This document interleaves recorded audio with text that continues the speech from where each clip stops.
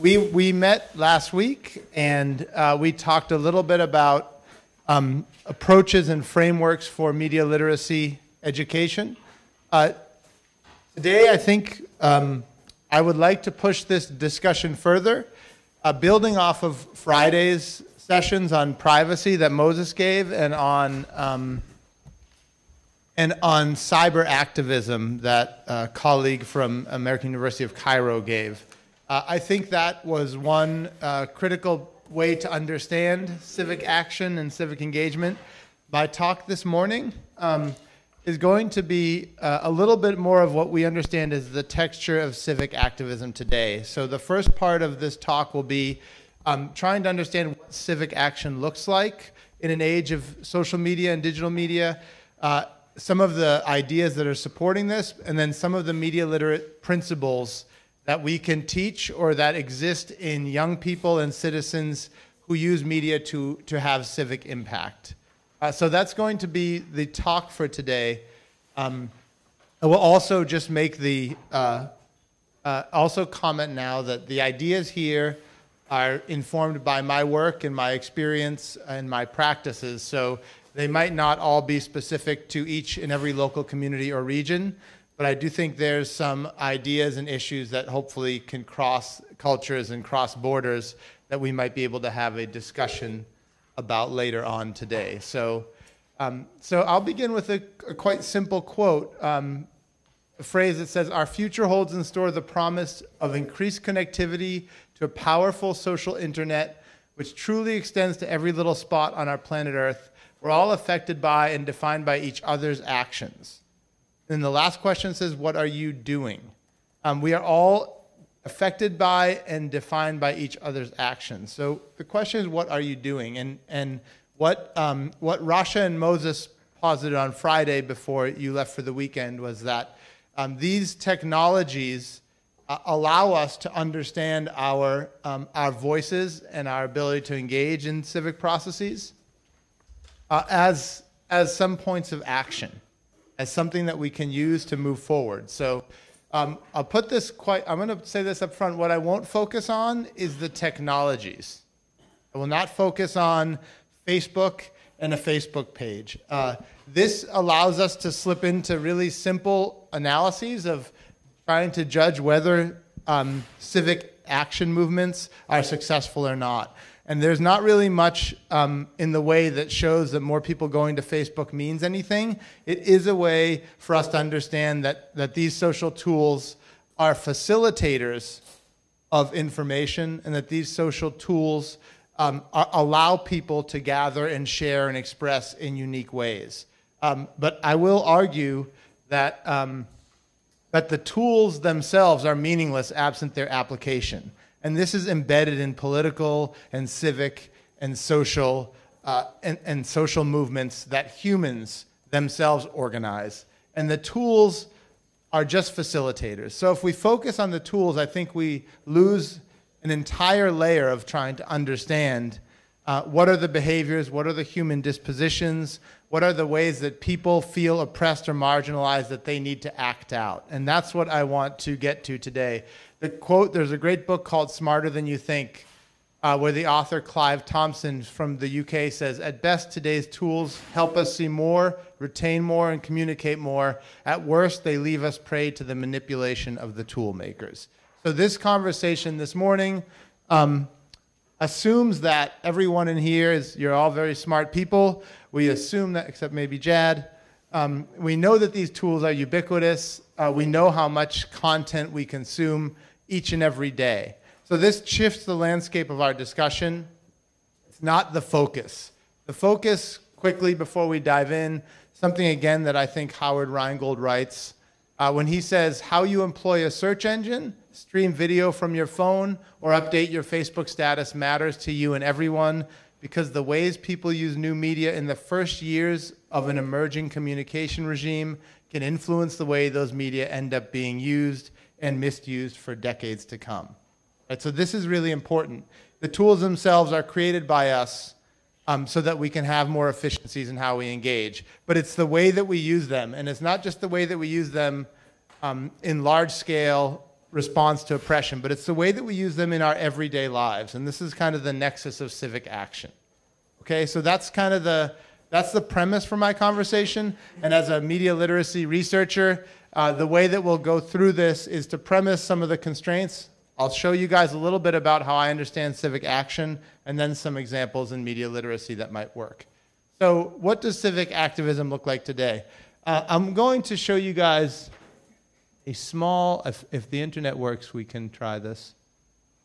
Okay, we're on the good wireless. Okay, so I just wanted to talk. This is a map. So here you can see. I can't make it go any more full screen, but you can see You see this map here? You can all see that quite clearly. So what this map shows, this map shows from 1979 to 2014 every documented case of civic protest in the world. It was a data source by GDELT that was captured by a doctoral student at Penn State University, who managed to show every time there was a protest, a military or police movement that happened that was covered or that was shown in the media somehow and got tracked into the media system, he was able to collate and gather. And so I want to show this to put the presumption there that when we think about civic action or some call it cyber activism, that we are understanding this as not as a one-off or a series of just large-scale notions of activism or fighting with politicians, but that you can just see in 10 years, and then you'll see as we go further, that there really is a very large-scale increase in civic movements across the world. And this is not to be disentangled from the fact that it's not just that there are more civic protests, because I don't know if there's been more civic protests. There's been a much more way for these civic protests to be seen and shared by the media, which is why you see this growth. So you see already in 2004, 2005, you can see the growth, and it gets much more by 2014. I'll just let this run to the end quickly. Those dots represent coverage. The darker the dot, the more coverage. So as you get up into 2009, you see what's happening.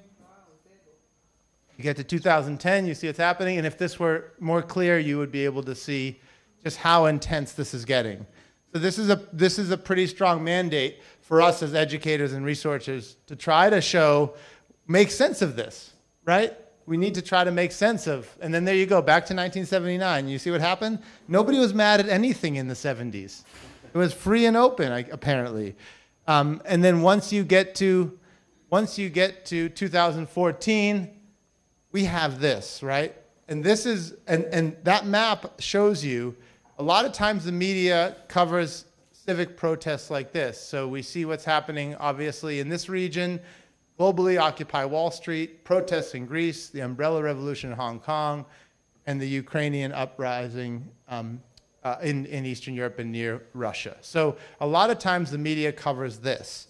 Or the media shows something like this, right? There's two polar extremes, where there's something happening and then we are all here. Do something, do something, do something, hashtag, united for her. They're all looking from their windows trying to get people to do something in response, but they're really just hashtags, right? My understanding is the reality is somewhere in between, and this is where I want to tease it out. A few examples to get this kick-started. This is Molly Catchpole. She's a 22-year-old student, recently graduated, like many of the students here, and decided to use her network to take on a bank in the wake of the financial crisis. Bank of America started to raise their banking fees. She used the platform change.org, and she used social networks, and she started to circulate a single letter in response to a single event by banks. She asked her networks to share and sign this letter that she wrote. It's not important what the letter says. 370,000 shared letters later, all sent to Bank of America. They were forced publicly to retract their banking fee. All of this was done online. There was no civic protest. There was no need to meet in the streets. It was simply a protest that went from social media to public media because of the scale. This is a 9-year-old girl named Mary in Scotland. This is what school lunches look like in Scotland. They look, I don't know, you can judge for yourself whether you'd like to eat that as a child.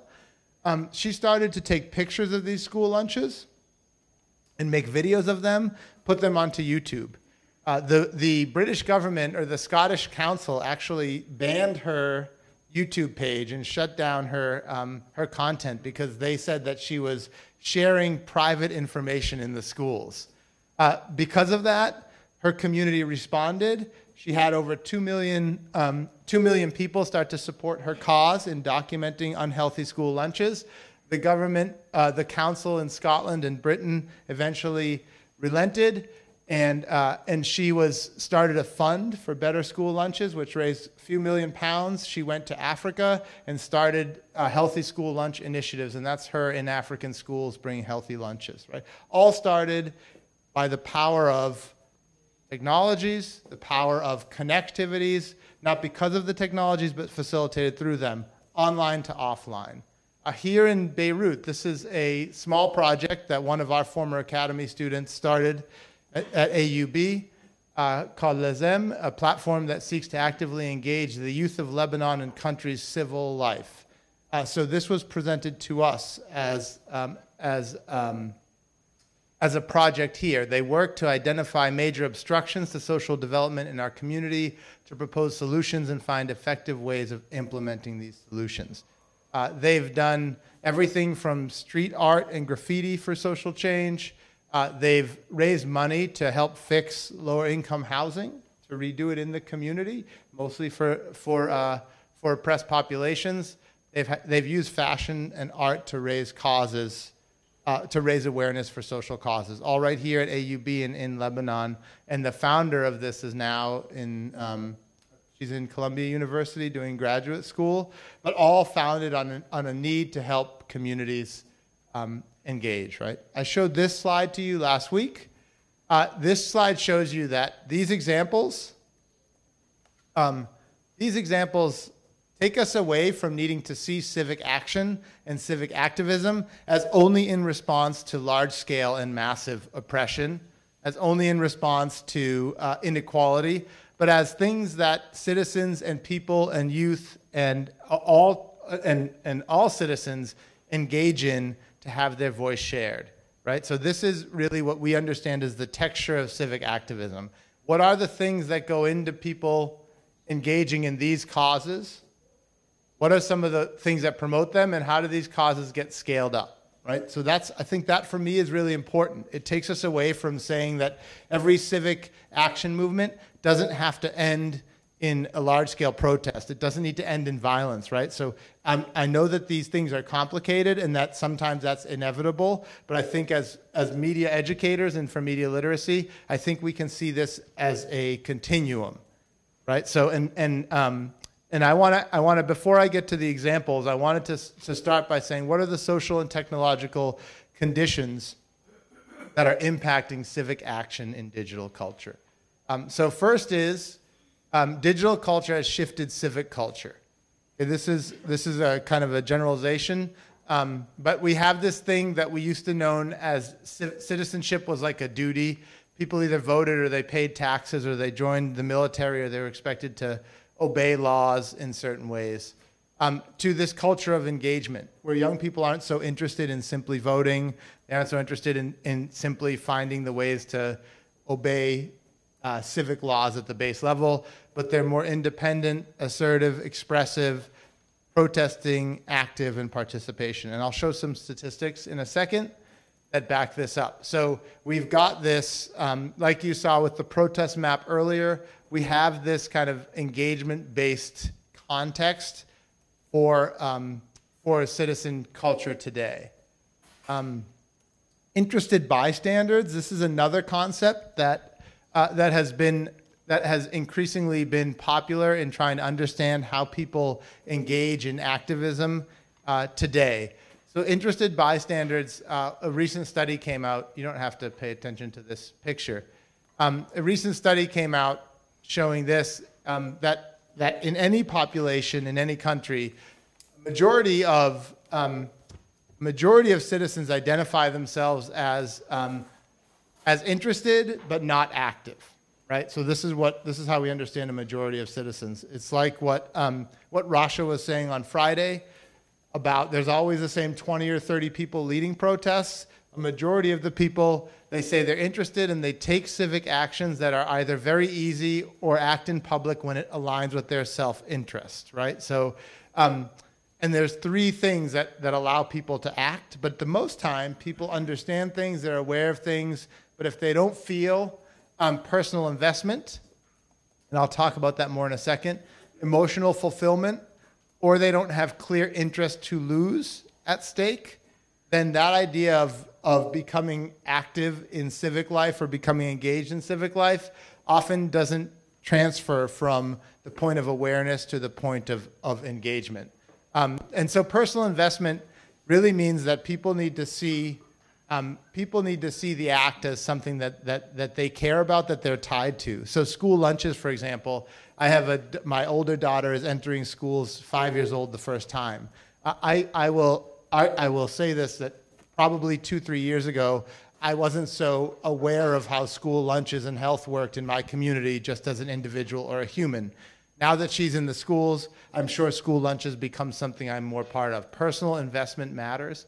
Emotional fulfillment, that idea of how do we feel change? How do we feel civic impact?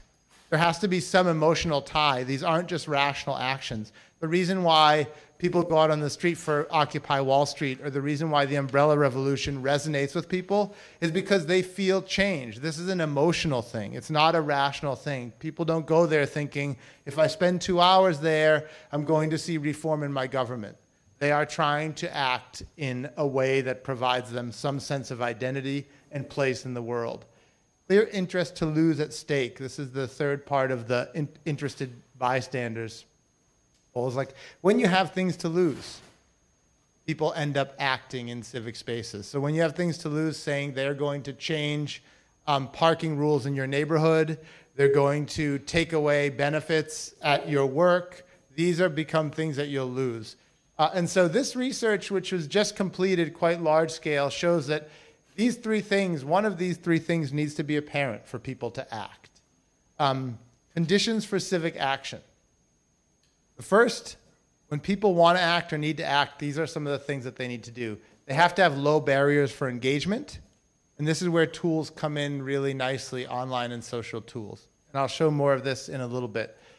They need to have relatively low barriers for engagement. So for civic action, it can't just be that you need to get up, go somewhere else, and do something. Strong support for sharing.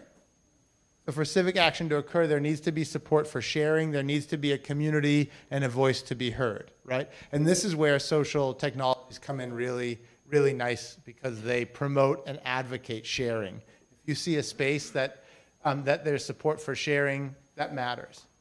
Informal mentorship is one way that one condition for civic action that matters. So by informal mentorship, I mean that there's no one person who's dictating or asking anything directly, but there are leaders, like those 20 or 30 people that end up helping to shape and steer the direction of any type of action. It could be the one girl who's creating YouTube movements, acting as a mentor by her behavior, or it could be a whole group of people asking for more rights for minorities. Members believe that their contributions matter, right? You wouldn't be acting in any way if you didn't think it made a difference. We wouldn't be coming here to engage in the Media Literacy Academy if we didn't believe that in some way it would matter to what we're doing in the world and to what we want to do in the world.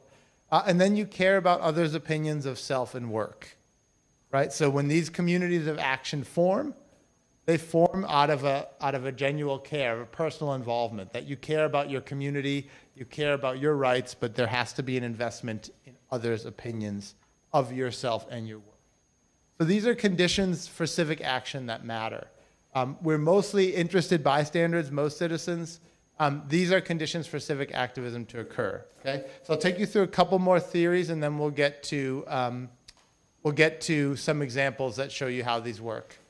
Thick versus thin engagement. So here's another way we understand civic action. This is made by Ethan Zuckerman, who runs the Center for Civic Media at MIT, and he understands engagement in civic life as a continuum. So he would say, thin to thick. I'll just read these off because they matter. So thin is here, expressive. I'll go back here. Thin is here, and expressive is here. Thick and instrumental are on the bottom and here. So thin to thick is on this axis, and expressive to instrumental is on this axis.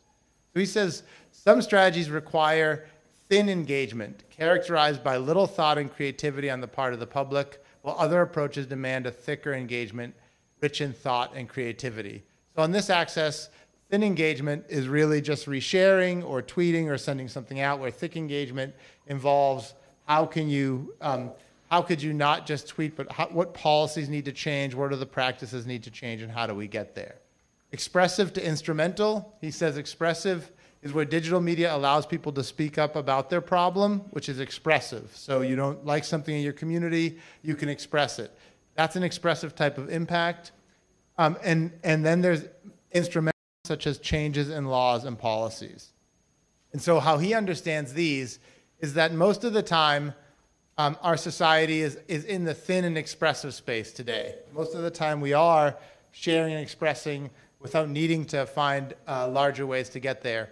But this translates into more instrumental and thick participation when it's necessary. And I'll show you that in a few minutes. But weak tie versus strong tie engagement. So this is how he understands thin versus thick in terms of weak ties and strong ties. So the weak ties are our social networks. Here's a better way to look at it, the strength of weak ties. Our strong tie is who we're connected to in a diverse and interactive way. So we have one group of close fellow activists that are with us continuously. Those are our strong tie connections. Our weak tie connections are our immediate friends' connections to their networks in a cascading format. And so what Ethan Zuckerman says about civic activism is a lot of times we're in thin and expressive spaces, and we move to thick and instrumental when we are forced to. But he says those networks don't work unless you have a close cohort of strong ties that can build a vibrant weak tie network. Something like this. Your strong ties are in here, and then the weak ties are out in this circle, and that they're all connected through this kind of network effect. And there's a lot of research on strength of weak ties, right? Network social analysis. And so we need this system to make things work for us, right? We need this system to realize activism today. And I think that this is heading into the media literacy portion of this. We say activism moves from thin to thick or from bystander to active when more people from diverse backgrounds feel personally oppressed and see others the same way. And it's not just the poor. So what we've noticed in the examples that I showed you at the beginning, things like Occupy Wall Street, things like the Umbrella Revolution or the revolutions in Greece, they went from thin and expressive to thick and instrumental precisely because more people, and not just the people at the lowest classes economic and socially, felt marginalized in opposition to their public bodies. So, and then more people saw each other doing that. And eventually it hits a point where if enough people feel oppressed, the activism goes from a resistance to a revolution, from some type of oppression to advocacy, and from leader to leaderless, right? And this is what, where we see kind of a traditional movement from thin and expressive to thick and instrumental. And it has to be, that change comes only when there is an immediate change in how many people feel oppressed. So the argument says that if it were just the poor and the lower classes, civic action would not become something that is cared about by an entire community. For it to get to that scale, the level of oppression or marginalization has to be seen as more than just something affecting the worst communities. Of course, here locally, And in the United States, we see this all the time with issues. We have really inherent issues of racism. In Greece, where my family is from and many still live, we see large-scale economic oppression and sensitive corruption and conflicting with European politics, which is not really aligning well with local Greek economic politics, enough that most of the population becomes marginalized, and it starts. Occupy Wall Street is a good example of this. Occupy Wall Street started as a quick movement for people who felt that in the wake of the economic collapse, inequality was growing out of control. At the beginning, it was just a few young citizens who were gathering in a park, but then you saw the movement quickly spread around the world and cause quite large protests. And if we have time, I'll come back and show you there's a 5-minute video that really sums this up well, but I don't think now we'll come back to it.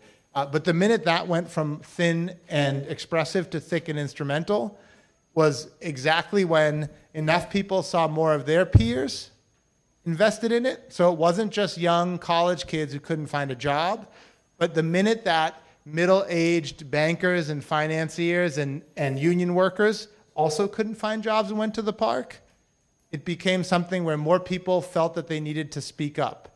Once the more of the middle class and middle-aged people came out to the parks, it became something where minority populations said, we don't have jobs too. This is the cascading effect. This is facilitated by social technologies. It's facilitated by large-scale connective technologies like Facebook and Twitter and Instagram. I'll talk about those in a second.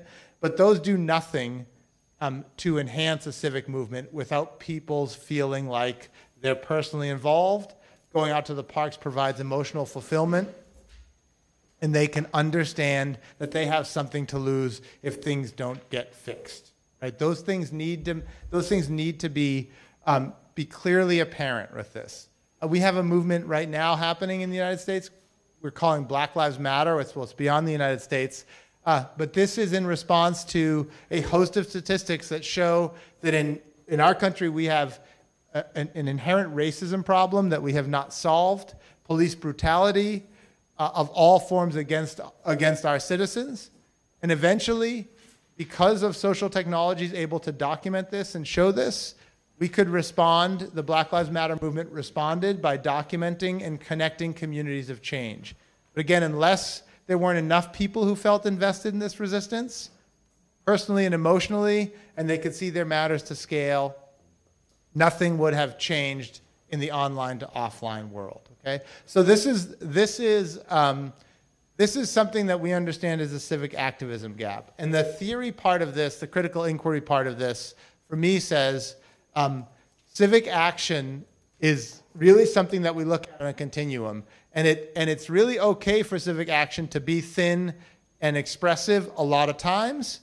And it's not for us to decide when it becomes thick and instrumental. It's civic populations who come into opposition with social structures that allow us to move from things that we want to advocate for to things that we need to be out on the streets for.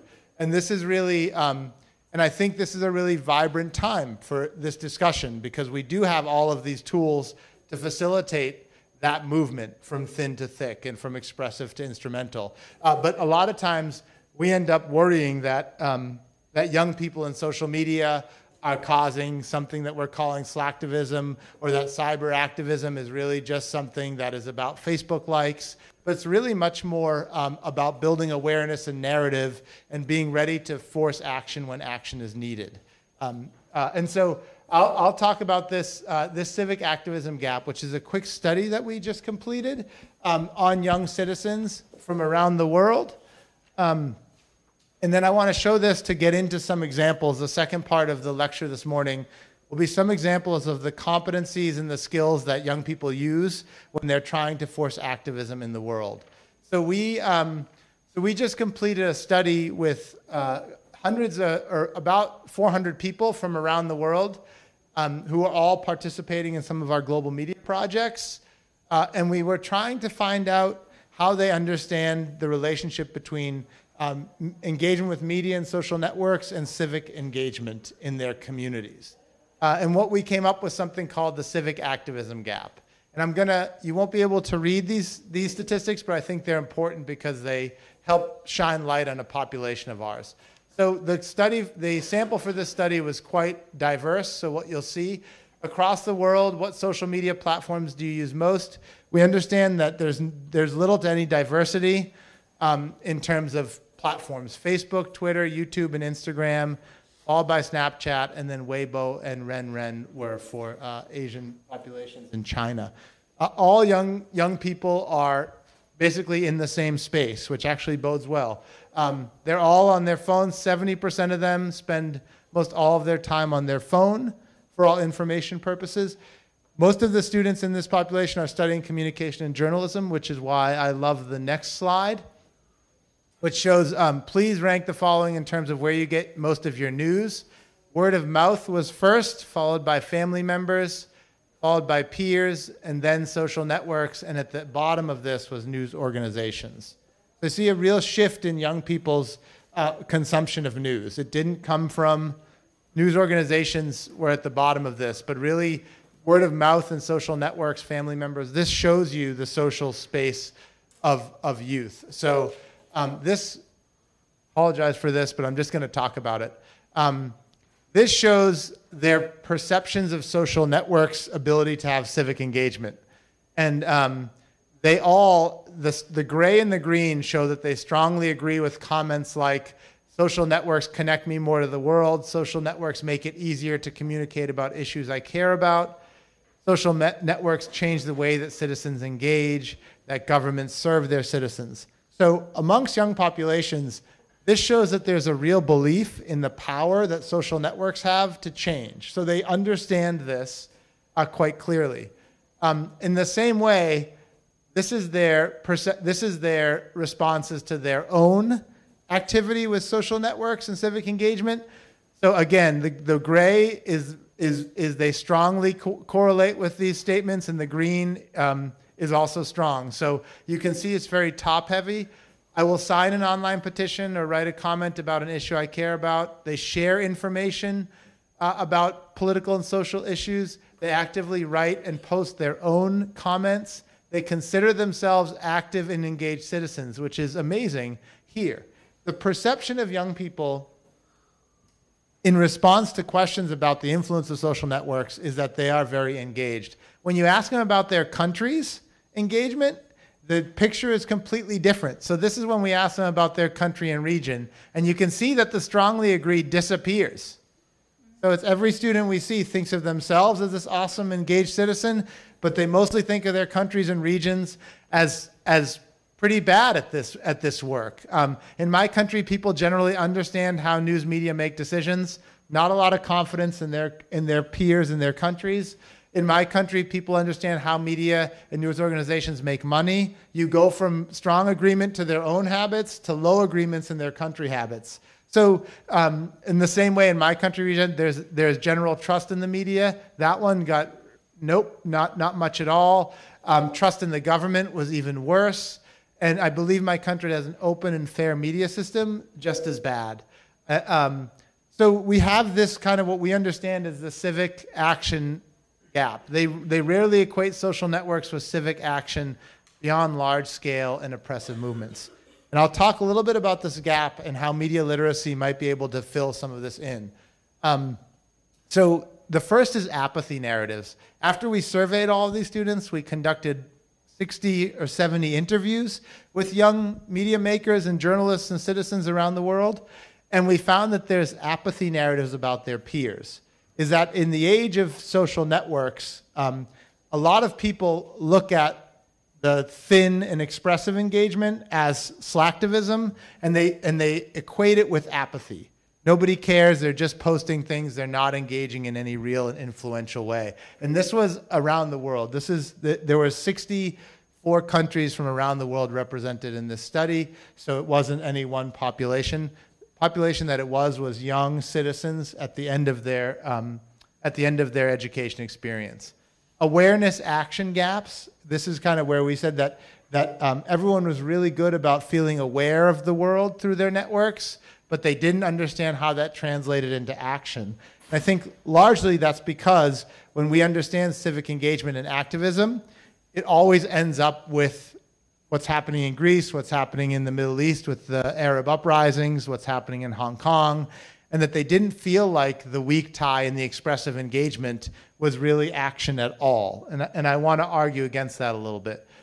Self-consciousness about their own knowledge and belief. So a lot of these young people were quite self-conscious that they could actually have an impact and that they could engage in dialogue online in public. They weren't too confident about their ability on issues. They were a little discomfort with online expression. So many of them thought that they would be annoying their communities, that people would start to not want to talk to them if they keep sharing their political and civic beliefs. And this was seen as disrupting their communities, which is understandable because anyone in public spaces who's just shouting their political beliefs all the time would annoy anybody in the world. And lastly, this idea of borderless citicism. So they have these social networks, they care about these causes, but what can I do? Really, what can I do about what's happening in Hong Kong? It doesn't really matter, right? And so this is where I think media literacy kind of comes in.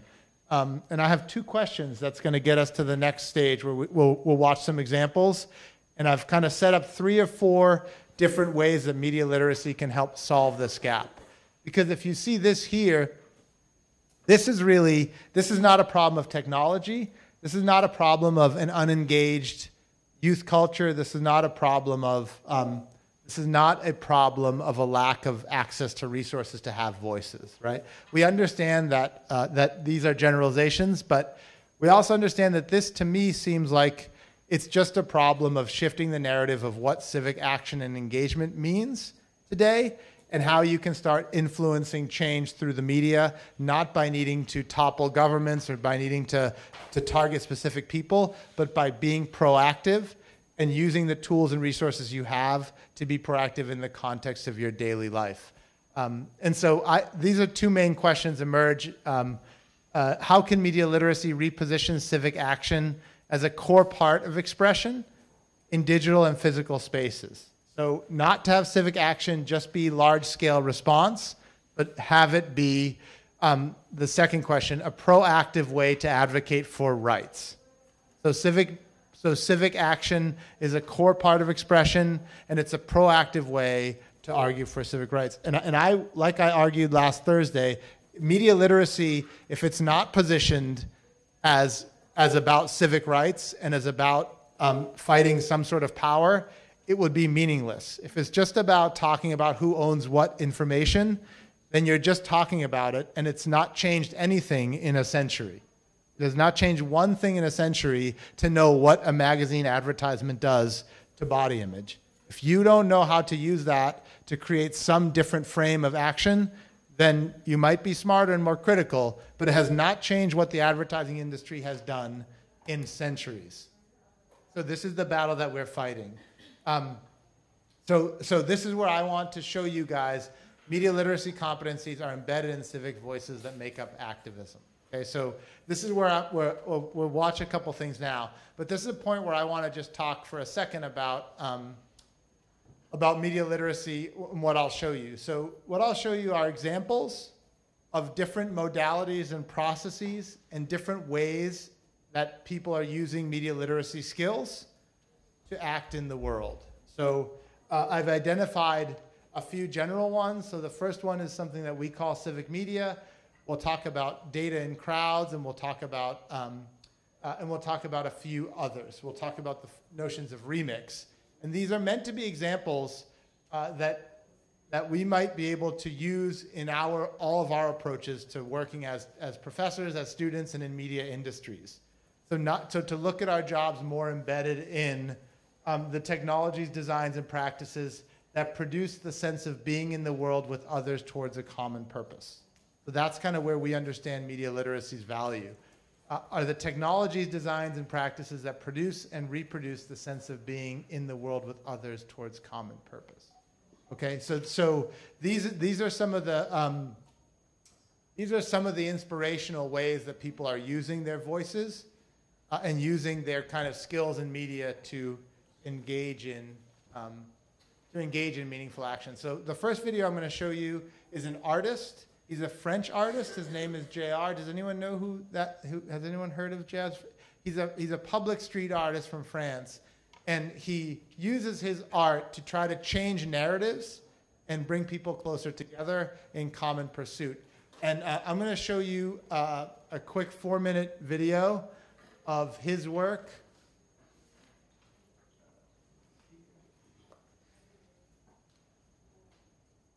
And this is meant to be, this is meant to show the use of art and voice and expression to embrace communities. I don't think there's subtitles on this. I think you'll be able to understand the power of what he's doing, not by needing to read it. So if you can't understand, I apologize, but I think the message gets through quite clearly.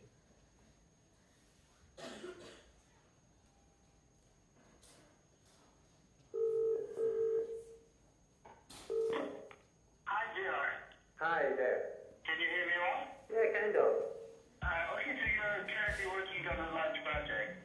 Can you tell me how this 38mm project started?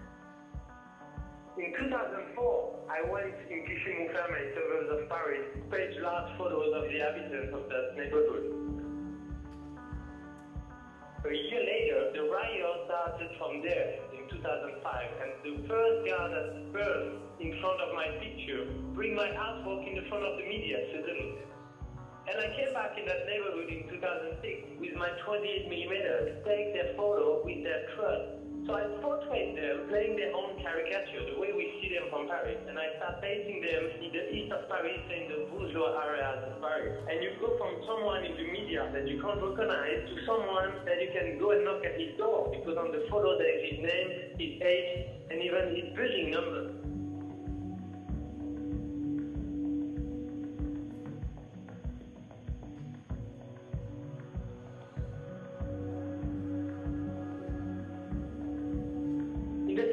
That I saw the suburbs, I saw every day the Middle East conflict. So with my friend Marco, we decided to go there and just have a look by ourselves. With a French passport, we could go from both sides really easily. And we realized that we were the ones who had to photograph them and paint them face to face on both sides of the wall. So none of the Israeli or Palestinians could have done that project. We met Israeli teachers, Palestinian teachers, taxi drivers, students, photograph them face to face, paint their own caricature, the caricature they see of the others through the media. And we paint them on their walls without any authorization on both sides. And you know what? We thought that we would be kidnapped, that we would be arrested, that we would be evicted, and we just came back with sunburn. The limit in that place was not where we think there. You imagine a guy in Ramallah accepts that you paste an Israeli face on his house, outside of his own door, and he will have to explain every day why he accepted to have an Israeli in front of his door. The real heroes are sometimes not where you think they are. They are right there in the street, everywhere around you. In the Middle East, I realized that it was the first time I confronted my work to people who didn't have museums around them.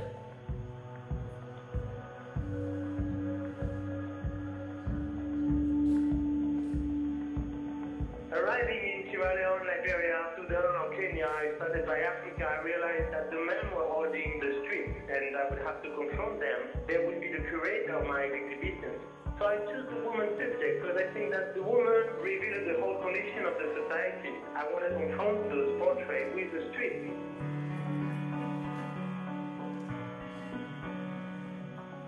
I started to look for anonymous women that are daily heroes, photograph them and paint them in their own city, and make their story fun. They wanted to show another image of themselves.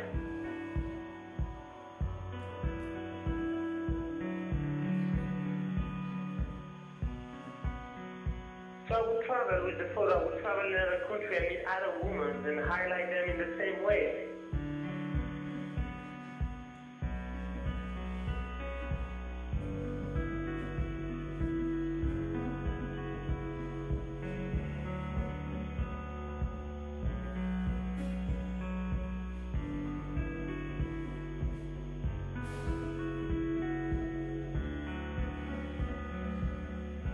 Kenya, for example, I use vinyl on the rooftop so that it would protect them from the rain. In each case, the people had to find their own interest in the project. In places like Kenya or Brazil, the confrontation and the experience with the people were so strong that it made us want to come back and keep a link with those people. And there's even more places that I want to come back and continue, because sometimes the wave of the project can be real even when the photo is gone. You know, the photo is like paper, it's ephemeral, it goes with the time, but it always stays an image in your head.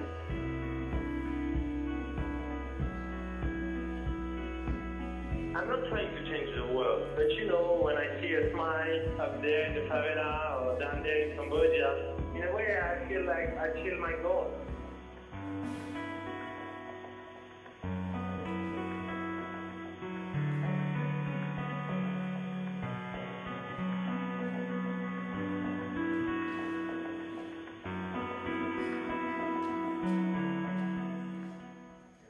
We'll stop that there. I'm going to show one more that has to do with civic art, and this is another project.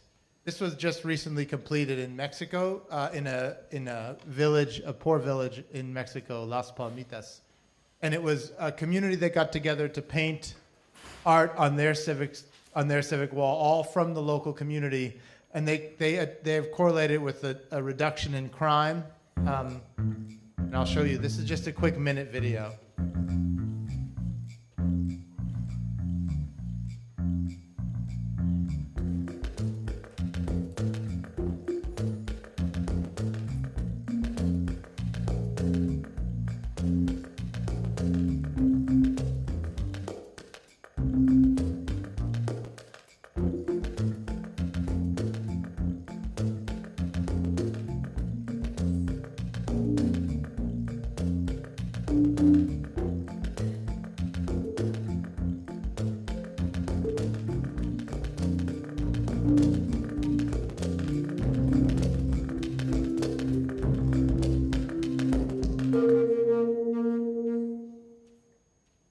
So you see I'm going to leave it here. There's one more that I'm going to show. So the idea for these is that everyone doesn't need to have large-scale art projects, but that media actually matters in a civic scale. It correlates to reductions in poverty, in crime. It can change the people's perception of their communities and their neighborhoods. And this, in fact, is a form of civic action. You can engage communities in different narratives about their own work through civic media. So thinking about media and expression as something that contributes to community betterment and to connections with each other. That's kind of the first step of media literacy in today's contemporary society.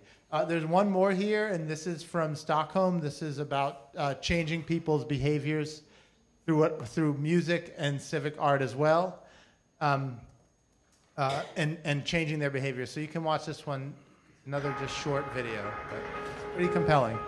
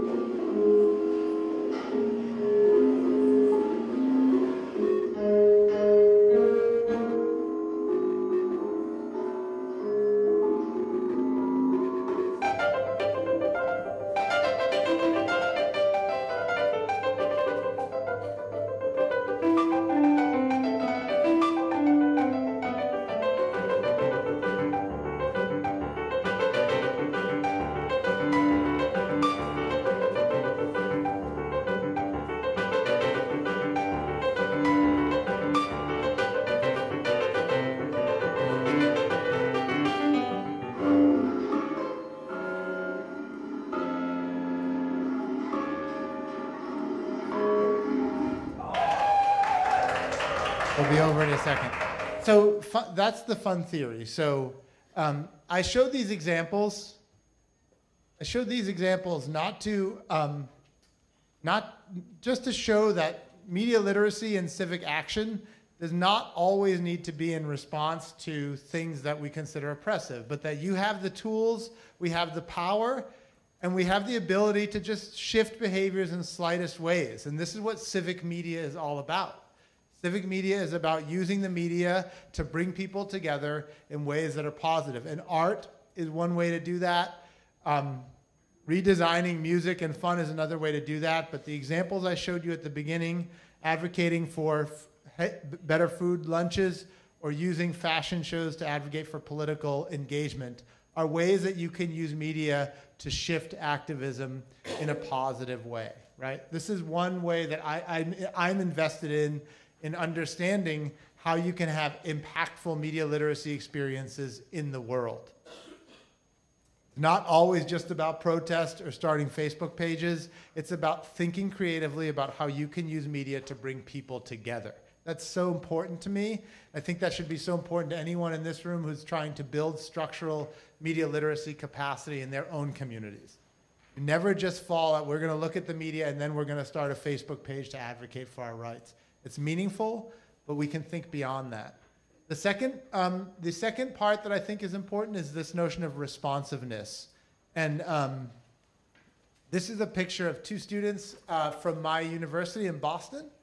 And they were in their third year of study when, and this is just for when the Boston Marathon bomb went off, when it occurred. And just to give you guys some perspective, this is the area, the bombing, and this is where our college is right here, where Emerson is. We're right in the heart of the city.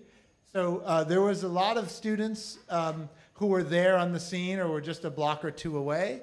And they were pretty impacted.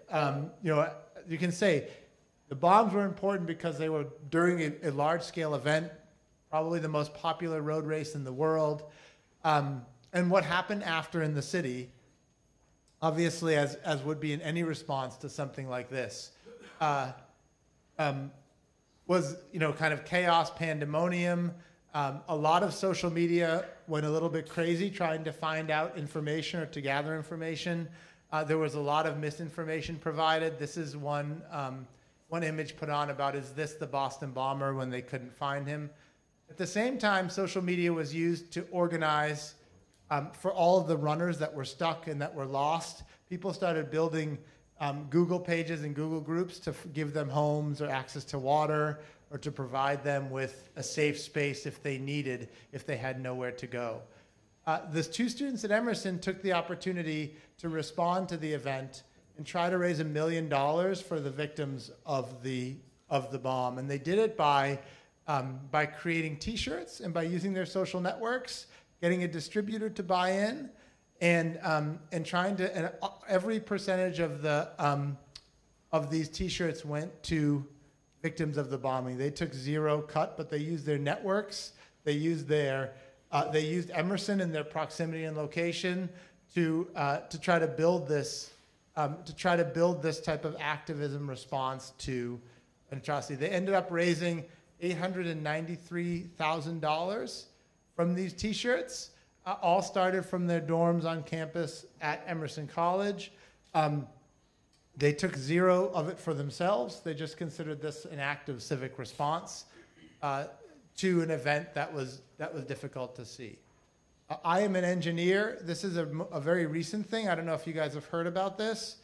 There was an advertisement in San Francisco called "I Am an Engineer," and they put up profiles of young people working in engineering to try to build up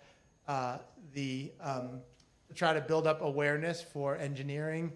And one of the students, this is Isis Wenger, who was one of the young engineers put on the billboard, who then online was kind of demeaned and was called out, saying that this is not a typical engineer, and there's a sexy position, and her face is there. So again, in media literacy terms, responsiveness matters, because what we would do normally was critique the way that the ad was set up, possibly critique what angle it at, where it's coming from. now, this is kind of some of the awful responses that happened on Facebook when this ad was posted. Here's just one that I pulled out about if their intention is to attract more women, it would be better to choose a picture with a warm smile rather than a sexy smirk. So this is kind of some of the inappropriateness we see. But an online community responds with the hashtag I am an engineer and a movement to start their own page and donate money for women in sciences. And it was pretty vast, and it's still happening now. So I think responsiveness is really key in media literacy spaces because now we have the tools to respond. And again, this is where I think hashtags matter. They're not useless. It's not slacktivism. They actually matter and bring people together. A couple more points, then I'll come to a close. We talked about crowds and data, and I know you guys did a data journalism workshop, and data analysis and big data and small data are really important. Data are a powerful way to tell stories, and they should be embedded in all media literacy experiences. This is two students who, in the wake of the Black Lives Matter movement, they started to map all police brutality in the United States. And they first started by mapping white police killing minority citizens, and then they started to map it against police brutality against all citizens. And they created a chart and a map that opens up and gives you statistics and gives you different type of perspectives on police violence in the United States, which is a big problem. And then they started sharing this everywhere, and they got it into the hands of a couple million people. They really called out police forces, and they started a dialogue on reform that was embedded with the communities where the oppression was happening the most. Two students, free data tools, creating maps, finding ways to share them, right? This is a really powerful way to work towards this. This is the same type of mapping that we saw earlier. This is the G-Delt community. This is mapping instances of social media covering social media communities emerging around civic protests. And we don't have the time to go into it, but it's pretty fascinating to see purple and red show you the red shows you the strong extent of social media networks coming together around civic problems. The next one I have is Remix. This will be right before the end. So Remix is a powerful tool for media educators because Remix gives us the ability to tell our own stories or to reframe narratives from stories that matter. So this is the Human Rights Campaign, which was an issue to get LGBT rights in the United States recognized by the Supreme Court. One day they asked for people to change the logo of their Facebook profiles. Sorry? Do you have a question? No. Change it from blue to red and post it on Facebook. And then an active and community took over, right? So the community took over supporting this cause in many different ways. Citizens did it, dog pictures of bacon, teeth, cats, even corporate sponsors got into the act to create an entire community that was supporting for the Human Rights Campaign, right? This is the point where I would say, how can I show my friends I'm not a bigot with the least amount of effort possible is a joke that the community put out there. So I would argue that this is a strong way of raising awareness. A lot of people think changing your Facebook profile is just a small act that might not have any implication or might not go far enough. I would argue that any way we can restructure narratives or bring to light new conversations using media and using social profiles that are about human rights, that are about civic rights, that are about political rights, that's not necessarily something that we would consider weak and bad. It doesn't have to, every time a civic movement doesn't need to end at the point of activism. This reformed the civic dialogue in the United States. That human right, it was part of a series of events that reformed the civic dialogue on gay rights in the United States. And that's powerful. We shouldn't isolate it and say that's just weak tie, it didn't change anything.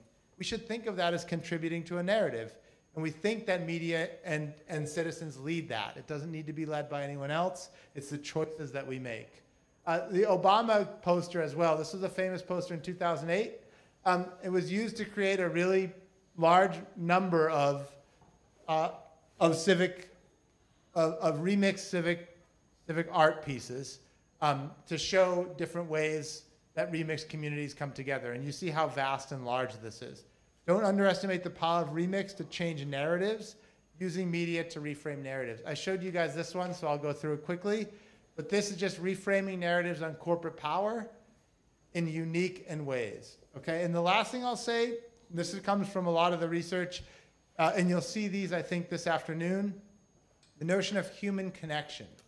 So in all the research we found, civic action is abstract and it's not engaging in young people if they don't see human connections to the work that they're doing. And this is where media literacy comes in. Media literacy is about, it's about connecting people's personal identities to acts in the world. And that human connection is at the heart of it. Because I can care all I want about what's happening in the Congo now, about what's happening in Hong Kong or Tunisia, but unless I have a human connection, it's really hard for me as a human to empathize. And so media literacy at its heart needs to be about creating that connection between us and finding ways to use media to facilitate it. So our project in Salzburg, which you'll see later today, tackles with this question exactly. How can you use human connections to create meaningful social action to support change across borders, across cultures, and across divides? And the one thing we found in all our work, we bring people from all over the world together, is that human connection is what precipitates meaningful social action.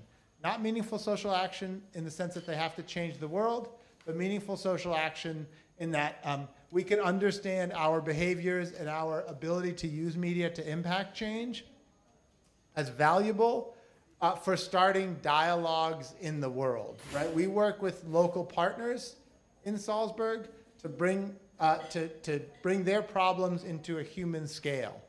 So we work with the Red Cross and the United Nations, we work with UNESCO and Global Voices, and we ask ourselves, how can we take their problems and create human connections around them? And what you'll see are some of the results after lunch this afternoon. But they really come to the heart of making this dialogue global. Our work has been spread and shared in over 100 countries around the world.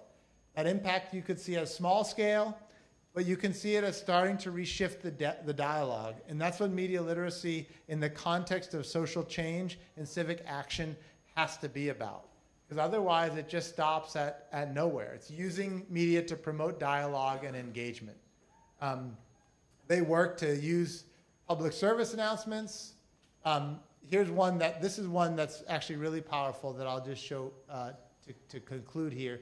This is one done a few years ago. You'll see some other ones later, but this one is, this one's been viewed, over 10,000 times since it was made a year ago. A very simple way to try to promote tolerance through powerful messaging, shared through a network of peers in the Salzburg community. It's just a very simple message created by students that anyone can do using cheap technologies, and it's powerful in the end of the day. So short, powerful, sent to classrooms around the world, seen 10,000 times, matters, right? This is the group that you'll see later. It really does matter. Media literacy does really start at the level of the human. So the capacity that you're building here, you can argue, I listened to your panel last week on what media literacy means to different communities and what are the structures and how do we build it into our syllabi. These are questions that we've struggled with a long time. And what I've realized is you just need to start building and documenting, finding ways to embrace this type of narrative. What do you want people to get out of their engagement with the media, from young children through to the end? How can they become civic actors? Not in ways that put them in danger and harm, but that advocate for their rights, that use media to influence change. That's where media literacy meets social change. And that's where you create power, right? We had students 2 years ago document the biggest challenges to their urban environments and send pictures to us. And we got over 400 pictures of things that mattered. We created a slideshow and a public art movement, and we took it around the world. And we showed pictures of what bothered people from Africa, from Mexico, from Kenya, from the UK and the US. What are the issues that hurt us, and how can we make it be told? And these are the stories that come out. And this matters to creating civic change, not just at the end, but as a mechanism that's embedded in all of our media use, right? So you see how beautiful the pictures are. You see how engaging they are.